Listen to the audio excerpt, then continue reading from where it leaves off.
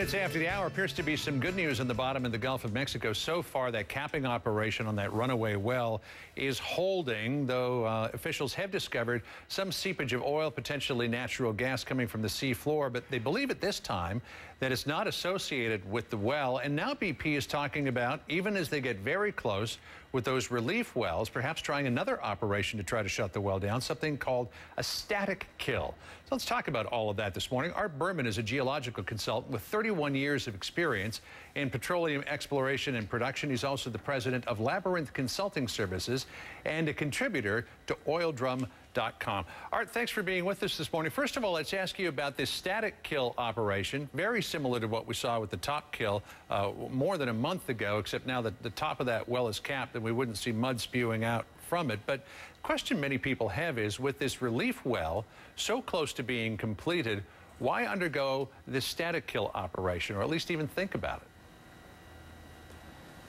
Well, I think the reason that they're considering it is because they've yet to intercept the wellbore.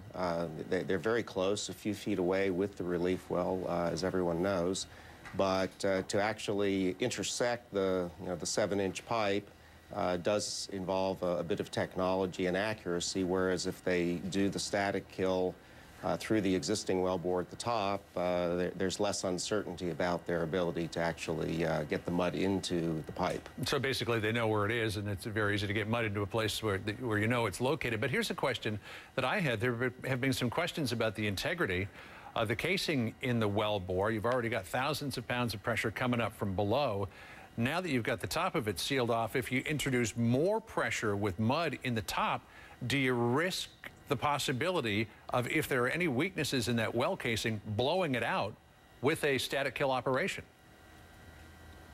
Well, John, that's obviously a certain concern, but personally, I don't really see it as a big issue. I mean, the standard operation when you begin to lose control of a well is to pump heavy mud into the well.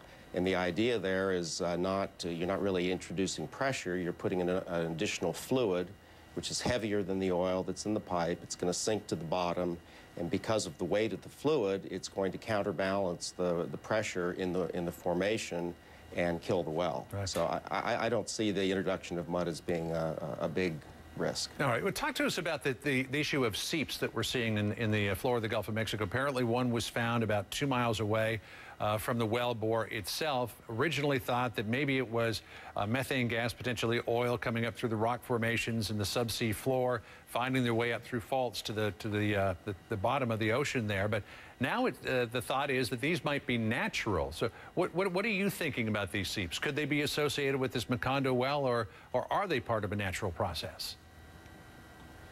Obviously, there's a huge amount of speculation about what these seeps are, and the question I would ask is, do we really even know that they are seeps? How can we know whether it's methane, whether it's oil, or whether it's just some natural process? But in answer to your question, yes, natural oil and gas seeps are normal in the Gulf of Mexico. They're normal in any ocean basin that has an active petroleum system, which is to say that petroleum is being generated at some depth.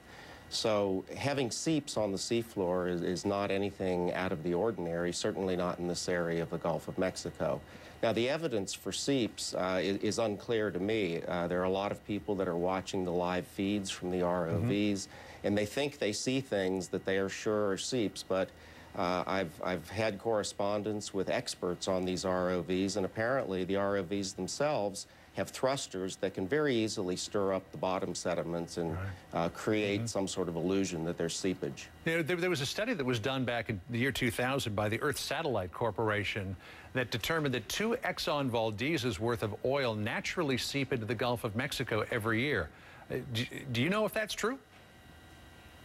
Oh, I think it's probably true. I can't speak to exactly what the volumes are, but it's really quite a bit of oil. Now, the difference between the natural seepage and what's happened in the BP Macando well is that it's spread out over a large number of seeps and over a vast area of the Gulf of Mexico. This is all coming out in one place. That's the difference. The ocean has the capability of absorbing and equilibrating to that kind of seepage. It doesn't have the ability, obviously, when you're having tens of thousands of barrels a day come out of a wellbore. You know, one other issue that you've been thinking about is this drilling moratorium, and people talk about the immediate economic impact because of jobs, people not being out there on the rigs for supply ships can't work. But you're looking further ahead to what happens a year from now because of this moratorium.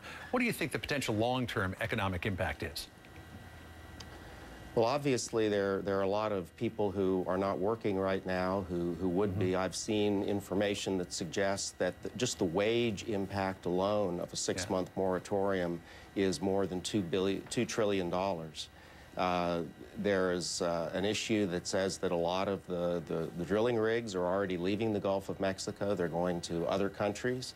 They won't come back until contracts are over there. So this is really quite a serious issue for all of the people that are involved in the oil industry and the various service industries that provide them with the things that they need.